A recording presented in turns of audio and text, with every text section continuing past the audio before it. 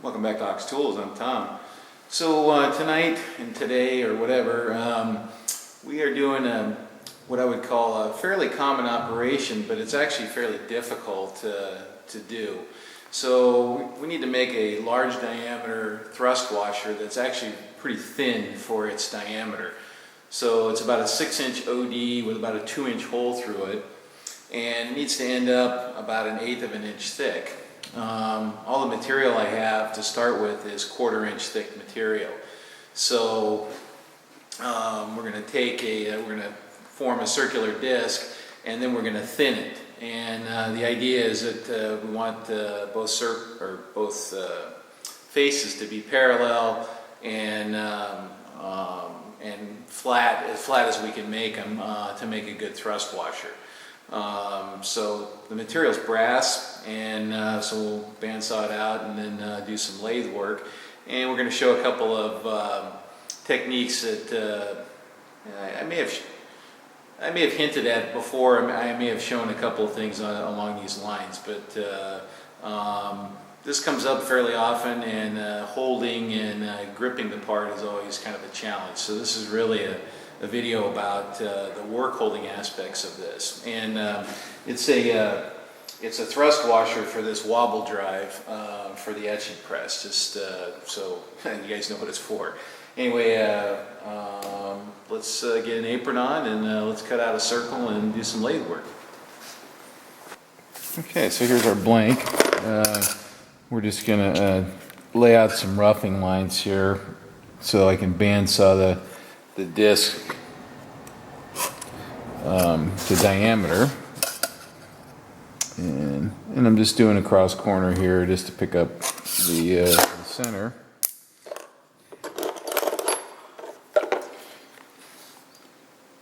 Get a little center pop.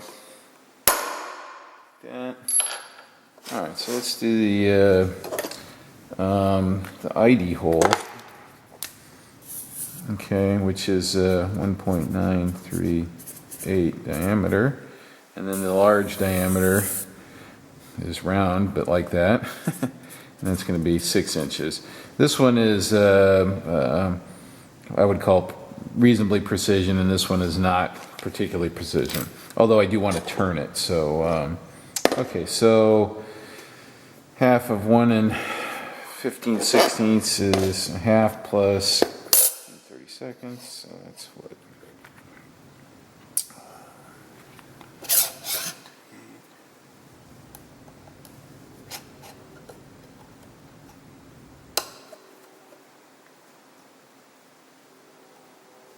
Is it 31, 32, right? I need to probably blue this, I can't see it very good.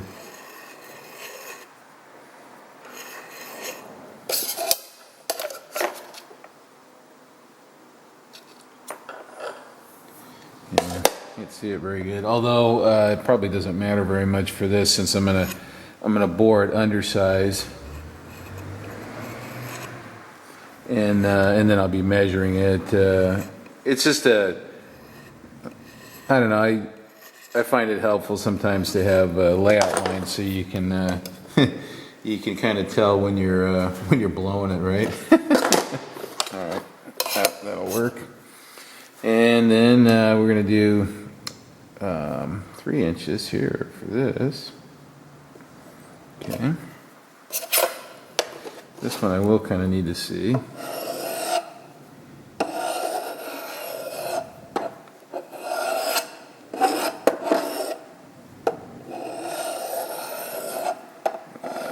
think that'll be fine. I'm gonna leave some on that, to turn off too, so I get a nice clean diameter. Yeah, it's a little bit hard to see. I could see that. Okay, so I'm going to bandsaw this out, and then we'll come back, and we're going to knock this hole in it, and then we're going to do a special setup to hold this thing. Okay, so open this chuck up, and we're going to use the big backing plate here. Spin this open.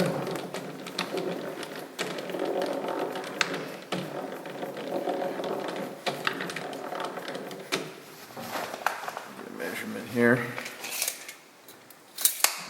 Ways to go.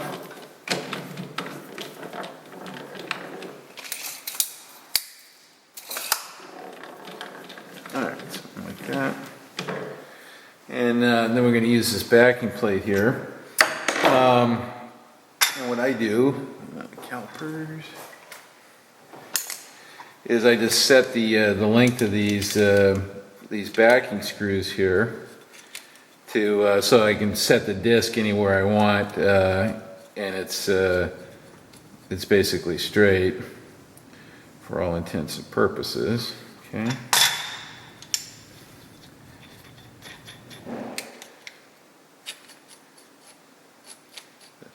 I set a couple of the, or most of them off camera, just to save time, since there is 6 of them. Okay. All right, and that fits in here like so, and it's just allows me to position this disc right up near the front like that. Okay. So, and whenever you're grabbing a thin disc like this, you don't have a lot of purchase on it, right? And I don't want to squeeze it real hard because that causes it to flex out, right?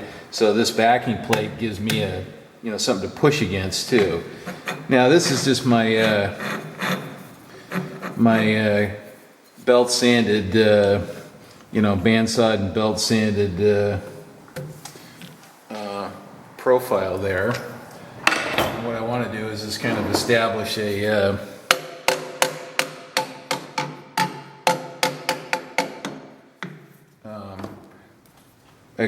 bore to work off of, because when we do our facing cuts to thin this and get it to thickness, we need a precision diameter to locate off of, because we're going to flip it back and forth. So that'll work, and then we're going to trepan through.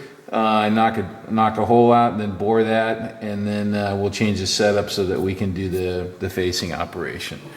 All right. What else? I don't know. That's about it. Oh, I'll show you the tool. This is the trepanning tool here. So we're going to come in like this and then knock a slug out of here. Okay. Using a trepanning tool, okay, and that's what that looks like.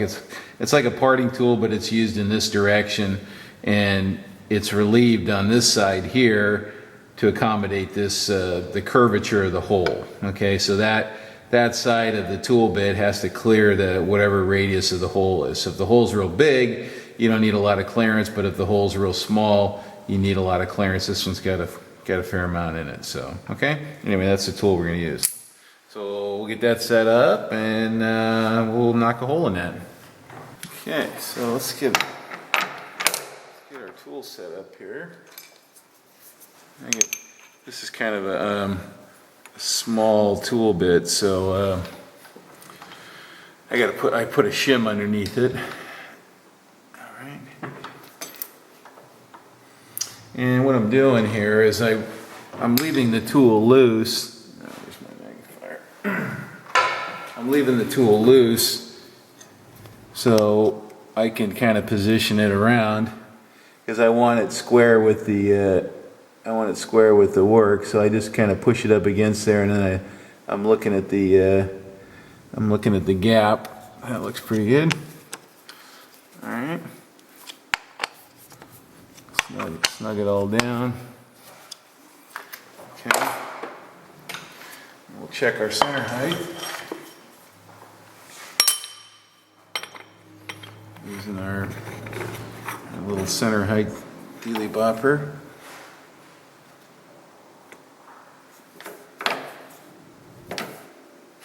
Pretty good. Okay, so I think we're ready. And all right, so let me, I'll move the camera around, and then so you guys can get a good view of this thing, and then we'll smack our hole in that.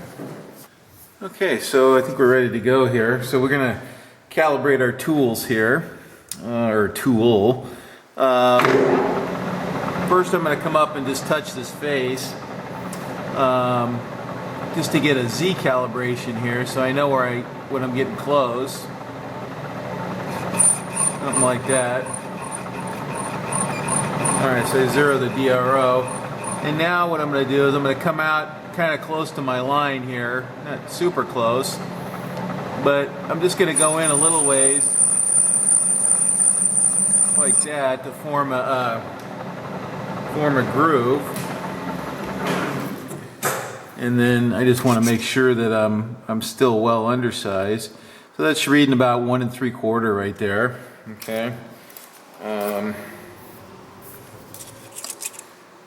Yeah. All right, so 45 millimeters or something like that. So I can come out a little bit more than that if I want. What do I want to do? Yeah, I don't know. That's probably okay. Well, how about this? I'm just gonna calibrate my 1.75 enter. Okay, and then I'll come out a little about 1.8. Let's just do that. A little bit of oil. All right, so then we're just gonna kind of work our way in here.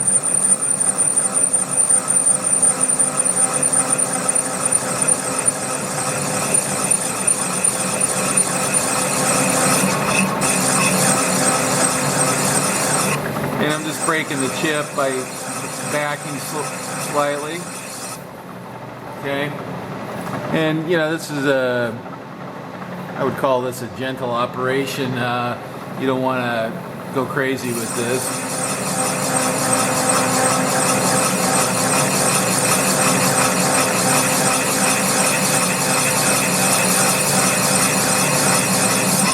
Okay, so that's about 100 thousandths deep right now. I'm going, what is this, 160 RPM right now.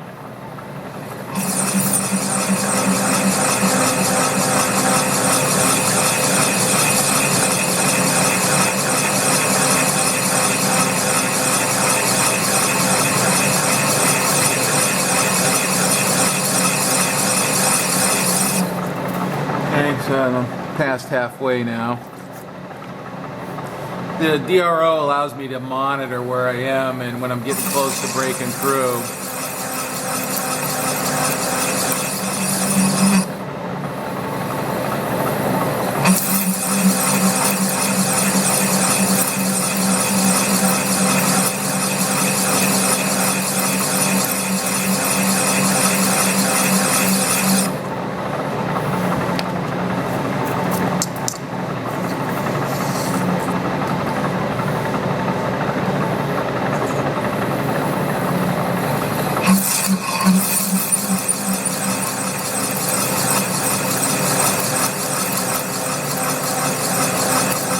That's 200 deep now. I got about another 40 thousandths now. About a millimeter left. It's starting to hum a little bit. Sure, we're well lubricated down there.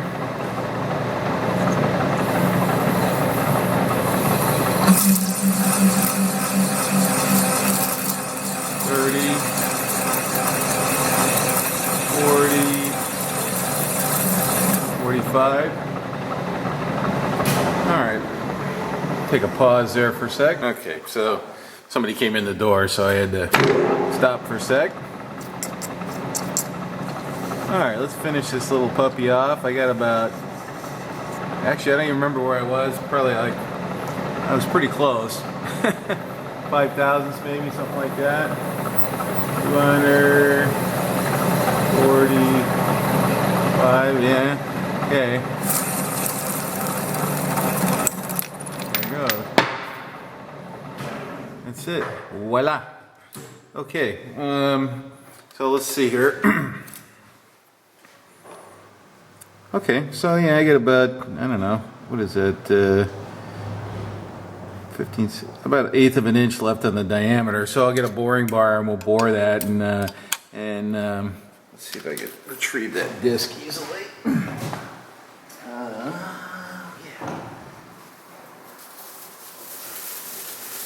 Kind of fell in the chip pan there. Anyway, there's a slug that came out. And, you know, that's usable for something else now too, so. Anyway, that was trepanning. So let's get a boring bar and we'll get that set up and bore that to precision diameter. Okay, so I think we're ready to bore now. I've sped it up and I've already calibrated the tool. So let's go to 0.9.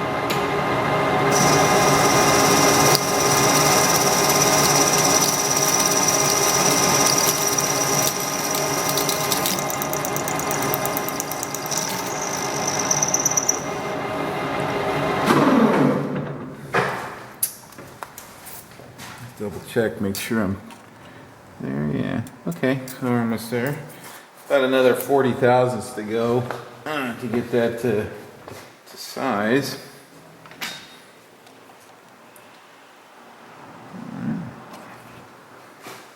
Okay.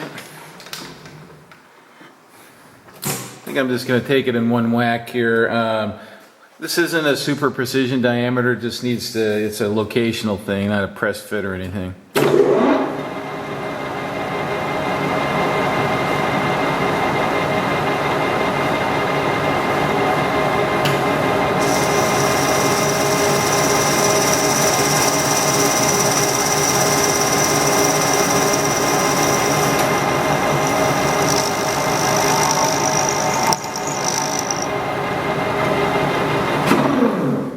Okay, so now we got a good bore there.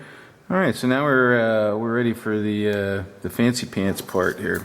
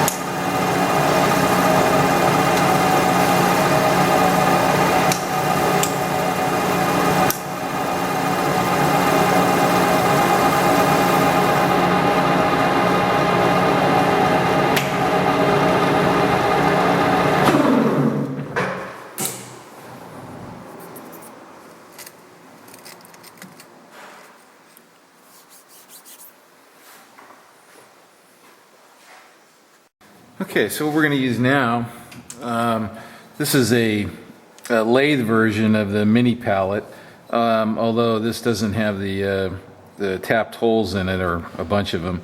And what this is and this is just a sacrificial plate that's bolted to a tube, and I can just face this off anytime I want. You know, and you only take a few thousandths off of it, at a time, right? So put that up against there, secure it. And then what I'm going to do is I'll just take a light facing cut until this cleans up. And so now this is, you know, dead perpendicular to the lathe. And what we're going to do after that is this will be a, and I made this offline here. So this is just a little support disc to support our inner diameter of our disc. So as I'm facing it and it gets thinner, it has something to bear against to keep it from sliding. So it's just I would call it a belt and suspenders. The tape is probably fine for holding it, but not much harm in a chicken bolt or a belt and suspenders to hold your pants up. So let's go ahead and face this thing here. And I'll use this tool here. And we're just going to take a little skim off of this guy. I think I'm already set there. Actually, it looks pretty good. We probably don't need to take much to get it to clean up.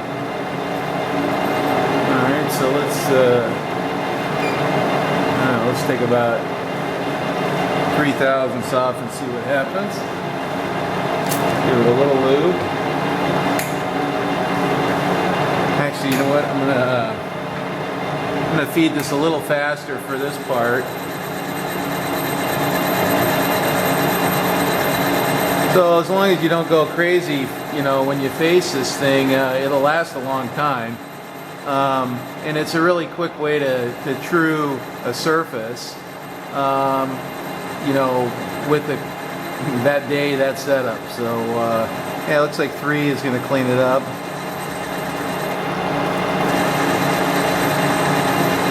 And these are just guidelines here, just kind of centering guidelines. When you put something on there, it kind of helps you line stuff up.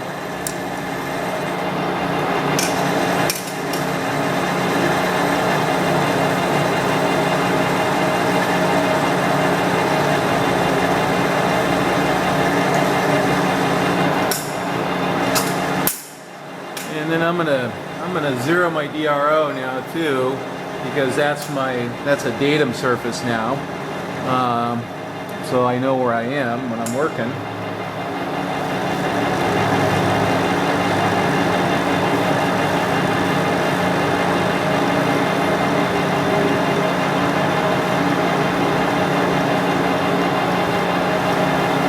All right, and there's the last little bit right there.